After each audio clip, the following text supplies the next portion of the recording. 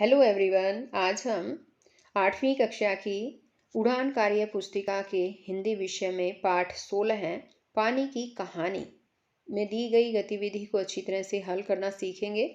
सभी बच्चे वीडियो को शुरू से लेकर अंत तक पूरी देखें और अगर आप अभी तक चैनल पर नए हैं तो चैनल को सब्सक्राइब भी कर लें और साथ में दिए बेल आइकन को जरूर प्रेस कर लें। तो देखिए, एक बार शुरुआत करते हैं। हम पाठ 16 है पानी की कहानी निबंध और इसकी गतिविधि 1 है। यहाँ पर एक गतिविधि में दिया गया है निम्नलिखित, यहाँ दे रखा है निम्नलिखित गद्यांश को पढ़कर नीचे लिखे प्रश्नों के उत्तर लिखिए। पानी पृथ्वी पर रहने वालों के लिए सबसे महत्वपूर्ण पदार्थों में से एक है। पानी के बिना हमारी धरती नहीं रहेगी। दुनिया के हर जीव को जीने के लिए पानी की ज़रूरत होती है। छोटे कीड़े से लेकर ब्लू व्हेल तक पृथ्वी पर हर जीव पानी की उपस्थिति के कारण ही मौजूद है। पानी अत्यंत आवश्यक है। ये जानते हुए भी बहुत सारे लोग इसको बर्बाद कर देते हैं। पानी से ही समस्त संसार का जीवन है, लेकिन जिस तरह से यह नालियों में बहकर खराब हो रहा है, अगर यही चलता रहा तो सबका जीवन खत्म हो जाएगा। हम सभी को आवश्यक मात्रा में ही पानी का उपयोग करना चाहिए और पानी की बर्बादी से बचना चाहिए।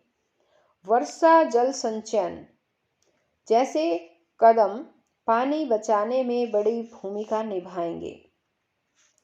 कृषि में ड्रिप सिंचाई प्रणाली का उपयोग पानी बचाने में भी सहायक होगा। हम सभी को पानी बचाना होगा और तभी हम पृथ्वी पर जीवन बचा सकते हैं। हमें पानी बचाने की पहल करने की ज़रूरत है, चाहे पानी की कमी हो या न हो, क्योंकि पानी के बिना हमारी धरती नहीं रहेगी। पानी के बिना हम इंसान मर जाएंगे।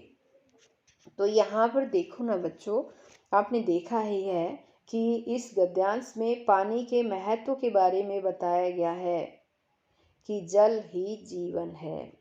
अगर जल है तो हम है, हमारा कल है। ठीक है, पानी के महत्व के बारे में बताया है कि हमें पानी को बचाना चाहिए। अब यहाँ आता है क्वेश्चन कि प्रस्तुत गद्यांश में किसकी महत्ता के बारे में बताया गया है। तो किसकी महत्ता के बारे में बताया है बच्चों?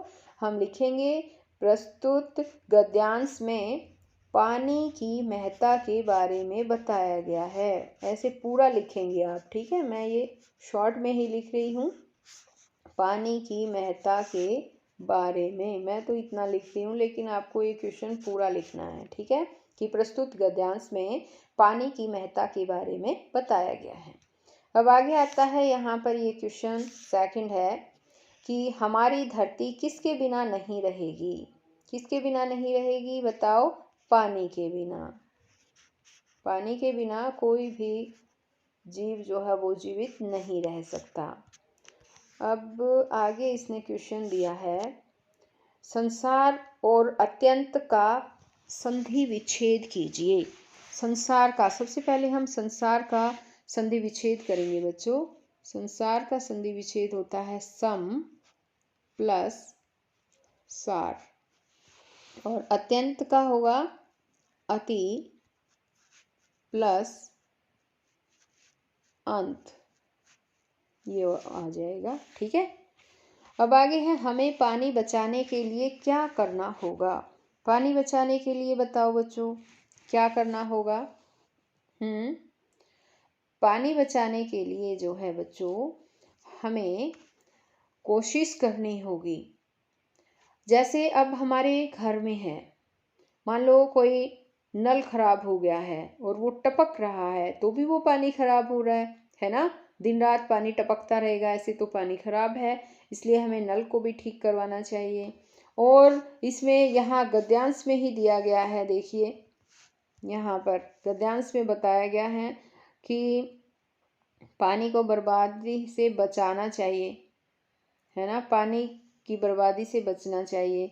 यहाँ पर देखो वर्षा जल संचयन जैसे कदम पानी को बचाने में बड़ी भूमिका निभाएंगे। तो हम इस क्वेश्चन में ये भी लिख सकते हैं कि वर्षा का जल का संचय कर सकते हैं और इस तरह से पानी की बचत कर सकते हैं। कृषि में ड्रिप सिंचाई प्रणाली का प्रयोग करके भी हम पानी को बचा सकते हैं। तो इस तरह से ये क्वेश्चन जो है वो बच्चों आपको लिखना है कि हमें पानी बचाने के लिए क्या क्या करना होगा। आगे है कि निम्नलिखित शब्दों के दो दो पर्यायवाची शब्द लिखें। पानी, पानी दे रखा है, पानी का होता है पर्यायवाची जल और नीर। दुनिया, दुनिया का पर्यायवाची हो जाएगा संसार और जगत। अब है पृथ्वी, पृथ्वी का होता है भूमि, धरा, भू। ठीक है, ये लिख देंगे। अब आ जाता है आगे, यहाँ पर दिया है प्रस्तुत गद्यांश में आए अविकारी अर्थात अव्यव शब्दों को छांट कर लिखें। तो ये शब्दों को छांट कर हमें लिखने हैं बच्चों।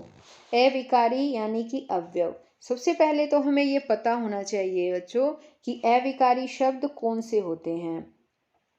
जिन शब्दों में क्रिया, काल, लिंग, वचन के कारण कोई परिवर्तन नहीं होता है वो अव्यव होते हैं। वो चाहे कोई भी काल हो, कोई भी लिंग में परिवर्तित हो, लेकिन वो चेंज नहीं होते, वो एज इट इज रहते हैं। किसी भी वचन का हो, चाहे वो एक वचन में हो या बहुवचन में, लेकिन वो सेम रहते हैं। अब हम एक बार ढूंढे यहाँ पर इस गद्यांश में, देखो कौन कौन से शब्द दे रखे हैं। इसमें है, एक तो है यहाँ पर बिना, चेंज नहीं होता, ये ऐसा ही रहता है। एक है इसमें ही, और है यहाँ पर आ जाते हैं, ये ही तो दोबारा से आ गया, और आगे आ जाएगा इसमें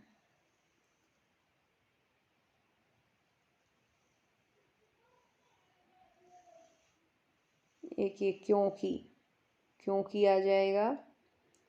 और ये बिना तो पहले भी आ चुका है।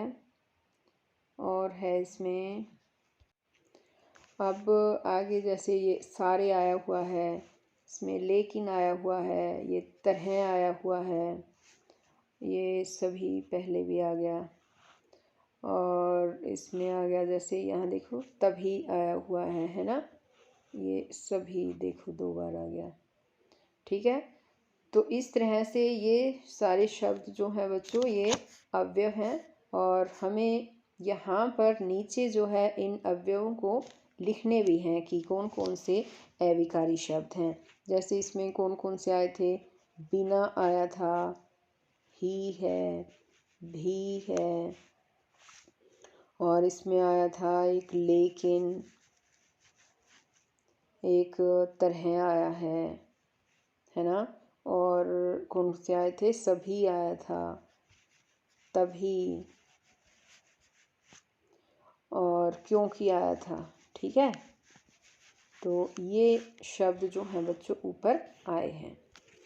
अब आगे आ जाती है यहाँ गतिविधि 2, और 2 गतिविधि में यहाँ पर दिया है जल ही जीवन है विषय पर 8 से 10 वाक्यों में अपने विचार व्यक्त कीजिए। तो यहाँ पर जल के बारे में हमें अपने विचार व्यक्त करने बच्चों, आपको यहाँ पर जो है अपने विचार लिखने हैं।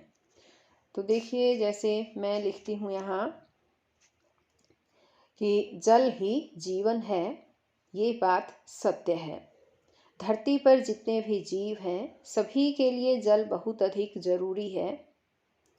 धरती पर जल के बिना जीवन संभव नहीं है। पेड़ पौधे, पशु पक्षी, मानव सभी जल के कारण ही जीवित हैं। मनुष्य के जीवित रहने के लिए वायु, जल और भोजन ये मूलभूत आवश्यकताएं हैं, और हमारी मूलभूत आवश्यकताओं में जल भी शामिल है। इसे व्यर्थ बहाने से बचाना हमारी जिम्मेदारी है। अगर हमने जल का बचाव नहीं किया तो एक दिन ऐसा आएगा कि इस धरती पर पीने योग्य पानी नहीं बचेगा। तो इस तरह से ये मैंने अपने विचार व्यक्त किए हैं। आप भी अपने विचार यहाँ पर व्यक्त कर सकते हैं। आगे आ जाता है यहाँ पर गतिविधि 3। आने वाले दशक में पृथ्वी पर जल की आवश्यकता व व्यवस्था हेतु आप किस प्रकार योगदान देंगे, वर्णन करें। यहाँ पर किस तरह से आप योगदान देंगे वो वर्णन करना है। अब जैसे बच्चों आपको पता ही है कि आने वाले दशक में पृथ्वी पर जल का संकट तो बढ़ता जा रहा है, यानी कि पीने योग्य पानी की कमी होती जा रही है। आज भी कई क्षेत्र ऐसे हैं बच्चों जहाँ पर लोग पानी की एक बूंद के लिए तरस रहे हैं। अगर ऐसे क्षेत्रों में हम रह रहे हैं जहाँ हमें बहुत मात्रा में पानी मिल रहा है, तो हमारा ये कर्तव्य बनता है कि हम उसे व्यर्थ बहने से बचाएं।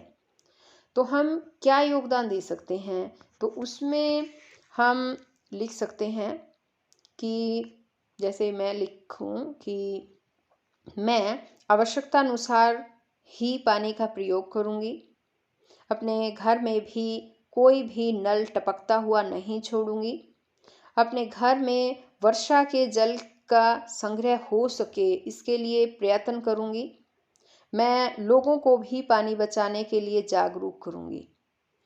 तो प्यारे बच्चों, आपको पता ही है, अगर जल है तो हमारा कल है। ये बात हमेशा ध्यान रखनी चाहिए। आपका भी ये कर्तव्य बनता है कि आप भी जल को बचाएं।